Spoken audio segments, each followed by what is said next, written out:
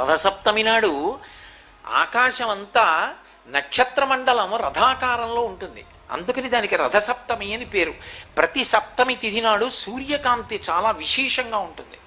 అటువంటి సప్తమి తిథి నాడు రథసప్తమి వచ్చినప్పుడు ఆ జిల్లేడాకులు రేగుపళ్ళు తల మీద పెట్టుకుని నమస్కారం చేసి సూర్యుడికి స్నానం చేస్తారు. ఎందుకు అంటే సూర్యబింబంలో ఉండేటటువంటి ప్రాణశక్తిని పుచ్చుకుని జిల్లేడాకు ఇక్కడ ఉండేటటువంటి గోరువెచ్చటి ఆ బ్రహ్మస్థానము నుండి ఆ లోపలికి ప్రసారం చేస్తుంది. దానివల్ల ఎదర వచ్చేటటువంటి విశేషమైనటువంటి వేడిని తట్టుకోవడానికి కావలసిన శక్తి వస్తుంది. రేగుపండుకి ఓ లక్షణం ఉంది, పీడ తీస్తుంది అది. అందుకే పిల్లలకి భోగి పండగ నాడు చిల్లర పైసలతో కలిపి రేగుపళ్ళు పోస్తారు.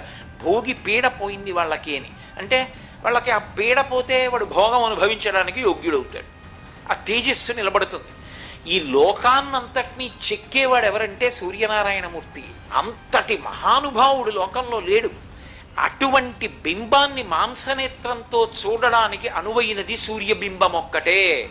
ఏ ఇతర భగవత్ స్వరూపాన్ని మాంసనేత్రంతో చూడడం కుదరదు.